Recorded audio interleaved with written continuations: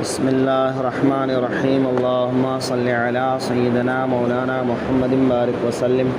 صلاۃ و سلام علیک یا رسول اللہ صلی اللہ تعالی علیہ وآلہ وسلم۔ وَلِلَّهِ الْمَشْرِقُ وَالْمَغْرِبُ، اور پورب پچھم سب اللہ ہی کا ہے۔ فَأَيْنَمَا تُوَلُّوا فَثَمَّ وَجْهُ اللَّهِ، تو تم جدھر منہ کرو ادھر وجہ اللہ، خدا کی رحمت تمہاری طرف متوجہ ہے۔ ان اللہ واسع علیم،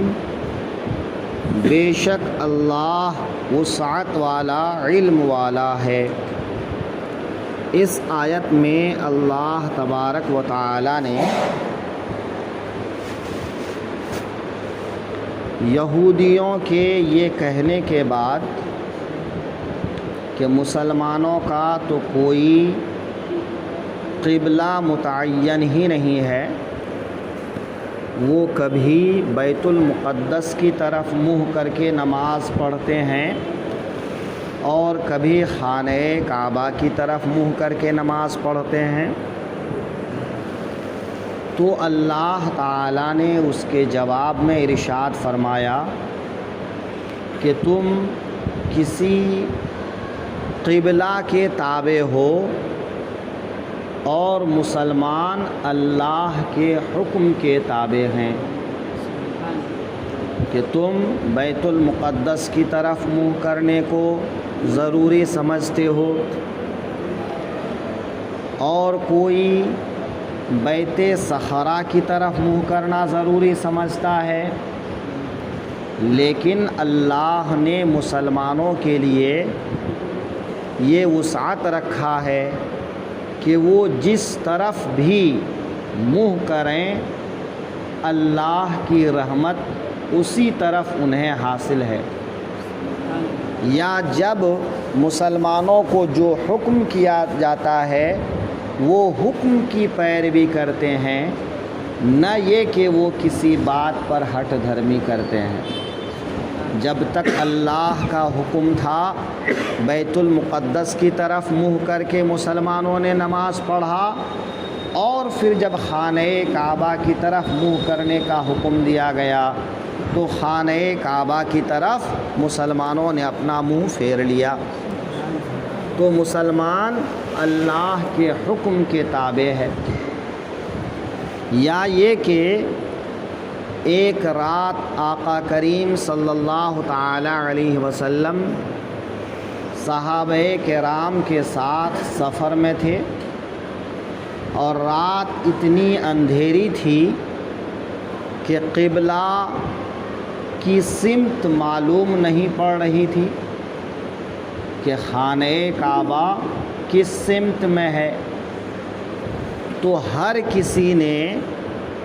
اپنے اپنے طور پر جس طرف ان کا دل جما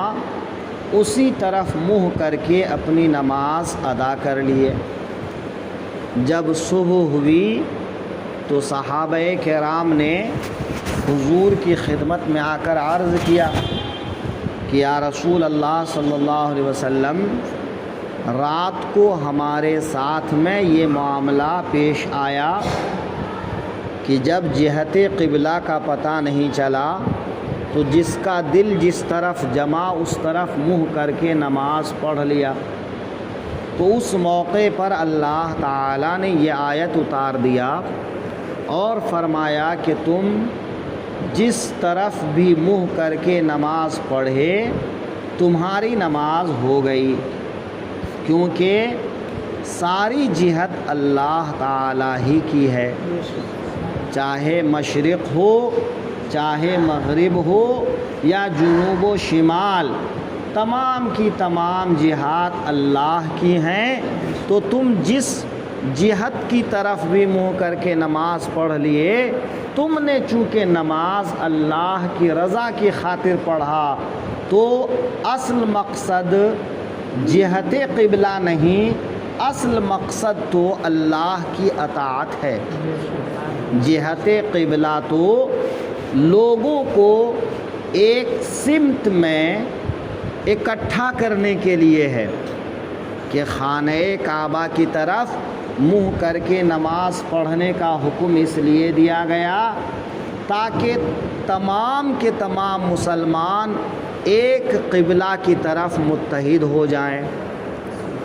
لیکن اصل مقصد تو اللہ کی عبادت ہے۔ ایک اور شان نزول بیان کیے ہیں کہ یہ آیت جو ہے حالت سفر میں نماز پڑھنے کے تعلق سے ہے کہ سفر کی حالت میں